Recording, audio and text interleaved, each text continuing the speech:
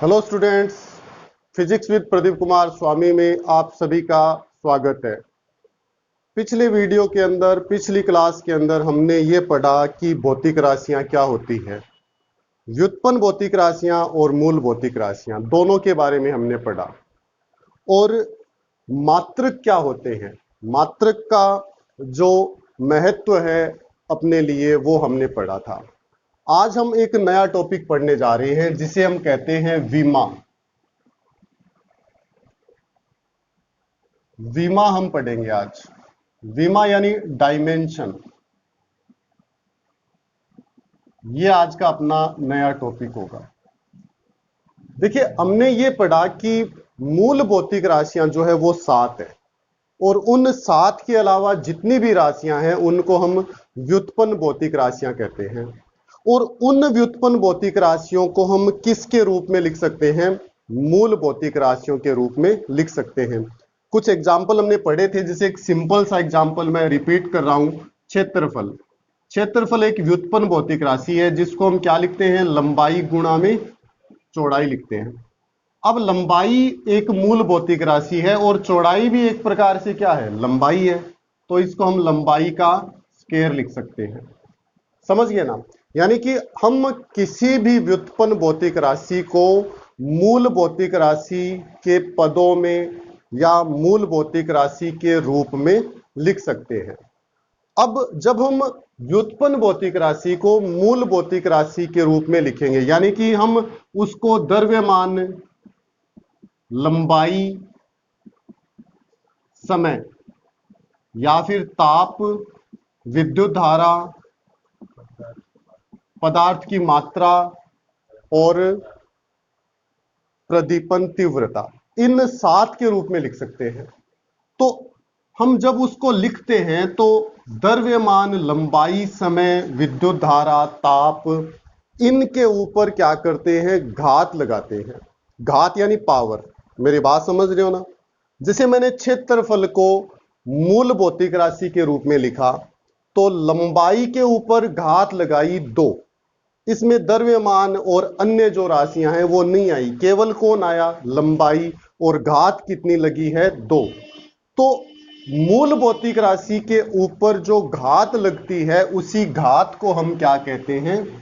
विमा कहते हैं। मेरी बात समझ गए ना? कि किसी भी व्युत्पन्न भौतिक राशि को जब मूल भौतिक राशि के रूप में लिखते हैं तो मूल भौतिक राशियों पर हम घात यानी पावर लगाते हैं, और मूल भौतिक राशियों के ऊपर जो घात लगाते हैं उस घात को ही हम उस राशि की विमा कहते हैं। अब एक चीज और ध्यान रखनी है कि जब हम विमाएं लिखेंगे तो द्रव्यमान के लिए हम कैपिटल M यूज करेंगे। द्रव्यमान के लिए क्या लिखा जाएगा? M। लंबाई को हम किससे दर्शाएंगे? L से दर्शाएंगे। समय को हम किससे दर्शाएंगे? T से दर्शाएंगे। विद्युत धारा अगर हम दर्शाते हैं तो A से दर्शाएंगे, कैपिटल A से। ताप अगर दर्शाते हैं तो K से दर्शाएंगे। अगर पदार्थ की राशि, पदार्थ की मात्रा दर्शानी हो तो मोल लिखेंगे, MOL। और ज्योति तीव्रता या प्रदीपन तीव्रता के लिए CD लिखेंगे। तो जब हम व्युत्पन्न भौतिक राशि को मूल भौतिक राशि के रूप में लिखते हैं तो MLT, AK, इनके ऊपर घात लगाते हैं। क्योंकि अब हम लंबाई ऐसे नहीं लिखेंगे, हम लंबाई आएगा तो लंबाई के लिए L लिखेंगे और घात कितनी लग जाएगी? 2। इस घात को ही हम क्या कहते हैं? विमा कहते हैं। समझ गए ना? जैसे कुछ राशियों की हम विमाएं ज्ञात करते हैं। जैसे हमने क्षेत्रफल की विमा अभी ज्ञात की थी। क्षेत्रफल को हमने क्या लिखा था? क्षेत्रफल को लिखा लंबाई गुणा में चौड़ाई।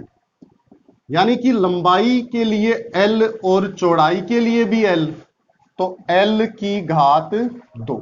L2 बोलेंगे, L स्क्वायर नहीं बोलेंगे इसको। विमाओं को जब हम पढ़ते हैं तो इसको L स्क्वायर नहीं पढ़ा जाएगा, L2 पढ़ा जाएगा। तो यहां पर द्रव्यमान आया ही नहीं तो M0 लिख सकते हैं, L2 हो गया। और T भी नहीं आया तो T0। तो यहां पर क्षेत्रफल की विमा क्या हो गई, द्रव्यमान 0, लंबाई 2 और समय 0। समझ गए ना? यानी कि व्युत्पन्न भौतिक राशि को मूल भौतिक राशि के रूप में लिखते समय हम m, l और t, m द्रव्यमान, l लंबाई और t समय पर घात लगाते हैं। लगाई गई घात को ही विमा कहते हैं। समझ गए ना? तो यहां हम क्या लिखेंगे, ये जो घातें हैं ना, इन घातों को विमा कहते हैं। समझ गए ना? अब ये तो विमा है, एक होगा विमीय सूत्र। देखिए विमा तो क्या हो गई, विमा क्या है, लंबाई की घात 2, ये विमा है। क्षेत्रफल की विमा क्या हो गई, लंबाई की घात 2। अब हम लिखेंगे विमीय सूत्र, क्षेत्रफल का विमीय सूत्र बराबर, इसको लिखेंगे m0, l2 और t0। देखिए विमीय सूत्र को जब हम लिखते हैं तो जो mlt पर घातें लगा दी हमने, उसको बड़े ब्रैकेट में बंद कर देंगे तो वो क्या बन जाएगा, विमीय सूत्र। अब हम लिखते हैं विमीय समीकरण, क्षेत्रफल का विमीय समीकरण लिखना हो तो कैसे लिखेंगे, क्षेत्रफल बराबर और यहां लिख देंगे विमीय सूत्र। ये विमीय समीकरण बन गई। तो तीन चीजें हो गई, विमा, विमीय सूत्र और विमीय समीकरण। विमा क्या है, विमा केवल घातों को विमा कहते हैं। जैसे यहां द्रव्यमान की घात 0, लंबाई की घात 2 और समय की घात 0, ये क्षेत्रफल की विमा है। क्षेत्रफल का विमीय सूत्र क्या है, m0, l2, t0 को हम किस में बंद कर देंगे, बड़े ब्रैकेट में बंद कर देंगे, और विमीय सूत्र को उस राशि के बराबर लिख देंगे जिसका ये विमीय सूत्र था। तो जैसे ये क्षेत्रफल का विमीय सूत्र है तो बराबर हमने क्षेत्रफल लिख दिया, तो ये क्या बन जाएगी, विमीय समीकरण बन जाएगी। समझ गए ना? अब हम कुछ और राशियों की विमाओं को ज्ञात करते हैं।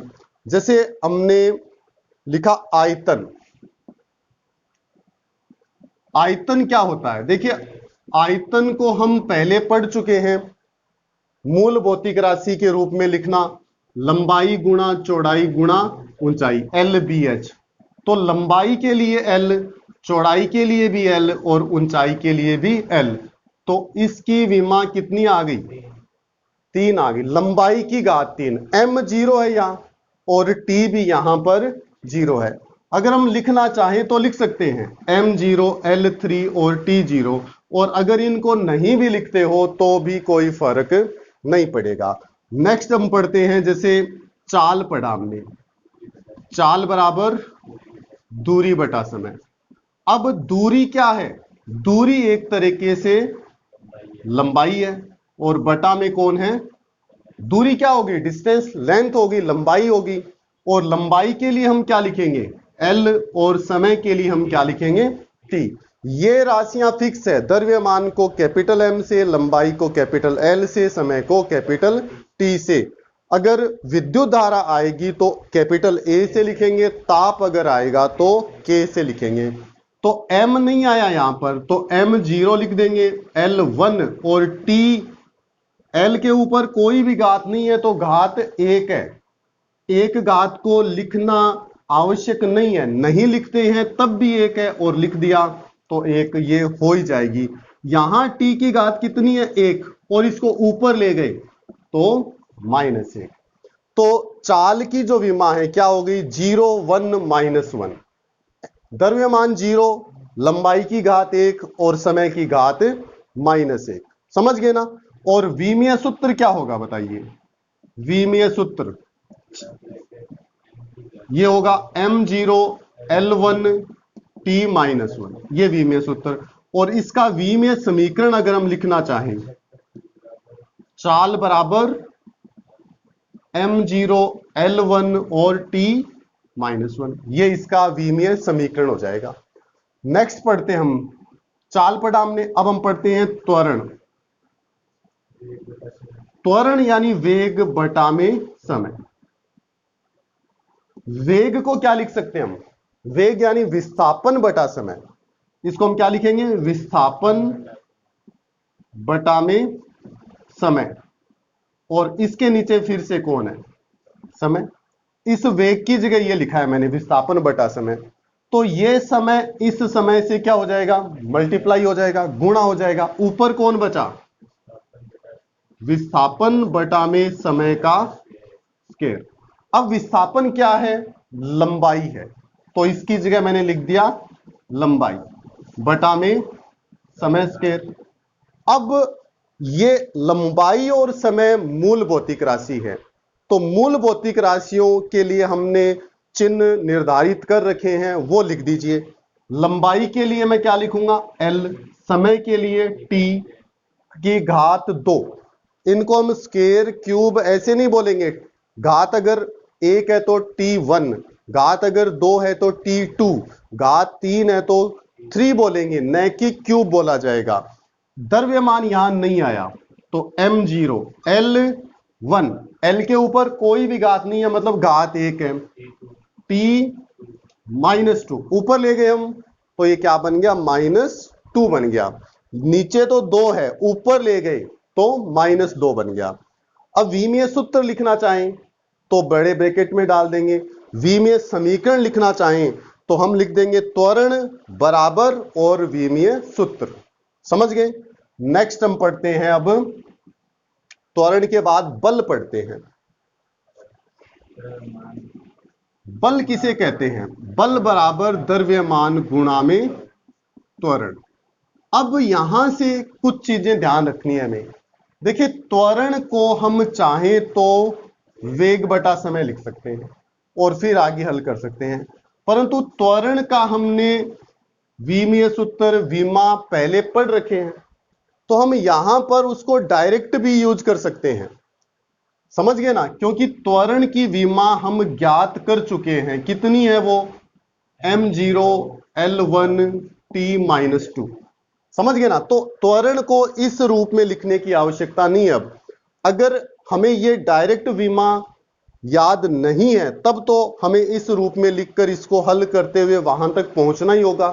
पर अगर हमें ये त्वरण की विमा को सीधे ही याद कर रखा है तो त्वरण के स्थान पर ये लिख दिया और द्रव्यमान के स्थान पर हमने क्या लिख दिया, m लिख दिया। समझ गए ना। अब m की घात कितनी होगी बताओ, यहां तो घात 0 है और 0 वाली चीज को लिखने की आवश्यकता भी नहीं है, ऐसा भी लिख सकते हैं हम। तो क्या बन गया, देखो बल m1 L1 और T-2। ये लीजिए, ये किसके लिए आ गया, बल के लिए। बल की विमा क्या है, 1 1 -2, द्रव्यमान की घात 1, लंबाई की घात 1 और समय की घात -2। अगर हम इसका विमीय सूत्र लिखना चाहें तो इसको बड़े ब्रैकेट में डाल देंगे, और अगर विमीय समीकरण लिखना चाहें तो बल बराबर विमीय सूत्र लिख देंगे। समझ गए मेरी बात। अब हम आगे पढ़ते हैं, नेक्स्ट कार्य। कार्य किसके बराबर है, कार्य होता है बल गुणा विस्थापन। कार्य बराबर बल गुणा विस्थापन। ठीक है, बल के स्थान पर यह लिख दो, बल के स्थान पर यह लिखा m1 L1 T-2। बल की जगह यह लिख दिया हमने। विस्थापन क्या है, एक तरीके से लंबाई है। समझ गए ना, विस्थापन क्या है, लंबाई है, तो L1 और बल के स्थान पर इसको लिख दिया, तो ये क्या बन गया, m1। L कितना हो गया बताइए, L की घात ये वाली और ये वाली, एक घात और एक घात जुड़कर 2 हो गई, और T-2। ये लीजिए, ये किसकी विमा याद कर ली हमने, कार्य की। अब हम पढ़ते हैं नेक्स्ट, घनत्व ज्ञात करते हैं। जैसे घनत्व क्या होता है, नेक्स्ट 7 नंबर लिख रहा हूं मैं, घनत्व। घनत्व का फॉर्मूला हमने पढ़ा था द्रव्यमान बटा में आयतन। घनत्व क्या होता है, द्रव्यमान बटा में आयतन। तो द्रव्यमान की जगह तो m1 लिख दिया, आयतन की जगह हम क्या लिख सकते हैं, L3। अभी हमने थोड़ी देर पहले ही पढ़ा था, आयतन L × B × H, L3 लिखा था, तो ये क्या बन गया, m1 L-3 और T 0। ये लीजिए, ये किसकी विमा आ गई? घनत्व की। अब हम पढ़ते हैं नेक्स्ट दाब। दाब क्या होता है? दाब है बल बटा क्षेत्रफल। अगर बल में क्षेत्रफल का भाग दें या इकाई क्षेत्रफल पर लगने वाला बल क्या कहलाता है? दाब। बल की विमा हम ज्ञात कर चुके हैं, ये देखो। तो क्या लिख सकते हैं हम बल के स्थान पर? M1 L1 T-2 और क्षेत्रफल के स्थान पर हम क्या लिख सकते हैं? L2। अब देखिए ये क्या बन जाएगा? M1 रह गया।